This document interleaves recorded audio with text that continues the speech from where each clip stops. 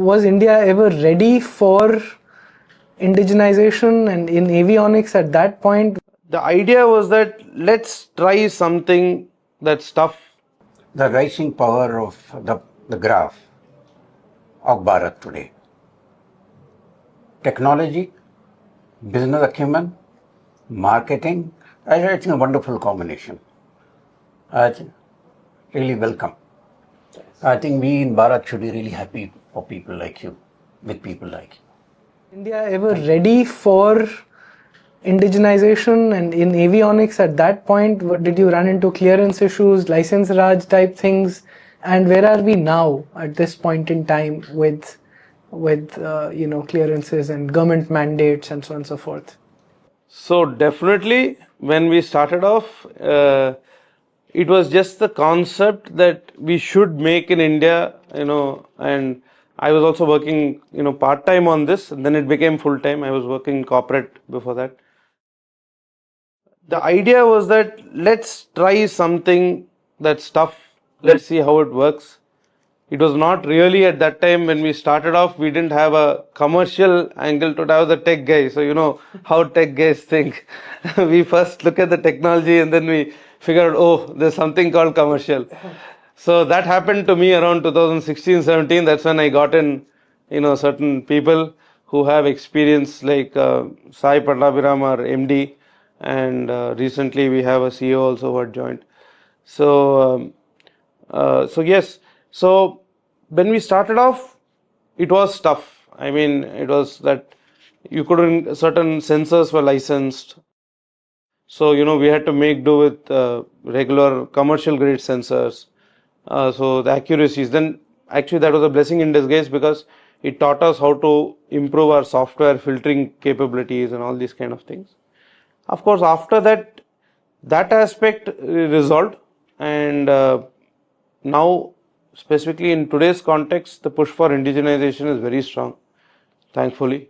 But what about licenses, and what about Army's ability? Is the procurement process easy enough for Indian companies doing such, high? Not high value, but it's real time. The procuring for warfare situations. How is the environment? So, if you put it as a comparison to other countries, yes, there is scope for improvement, definitely. I think also there is a part of the regime which is understanding that yes, there's something like this has to be done, where companies who have a very core level of skill set and which is vital from a national security perspective needs specific encouragement and support. See, because all of us are extremely focused on the tech, one aspect, then we have our day-to-day running of the company. But beyond all of these things, if you look at it from a national, if you look at this technology from a national security perspective, when we started off in 2008, there were about 6 companies in the world making proprietary autopilots. Today there are about a dozen. So that means, in nearly 1.5 decades, maybe another 6 companies added on.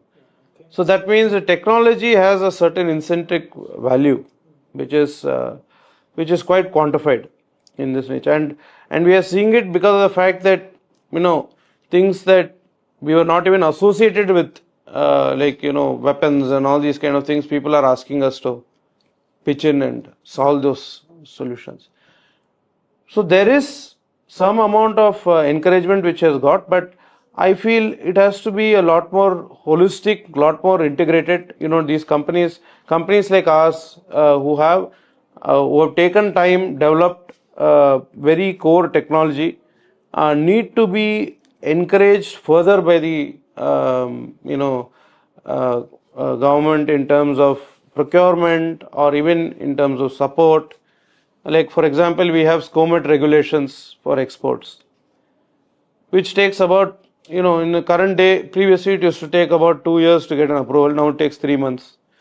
But 3 months also is a significant period, for companies who are, like an SME or, an SME like us. So I think, yeah. Even for exports? Even for exports. Because it is a controlled technology, dual use. Okay. See, like for example, a nuclear weapon has a destructive use and it can be used in warfare. It has a civilian use. Similarly, drones is another technology like that. If you look at it very clearly, you can use the same drone for, say, dropping flowers or dropping a bomb. So, because of which it comes under certain SCOMET regulations. That's why it comes under SCOMET. Now, as an industry person, as everybody, we understand all this. But further support for specific indigenous technology, yes, should be there. I think that there is more to be desired.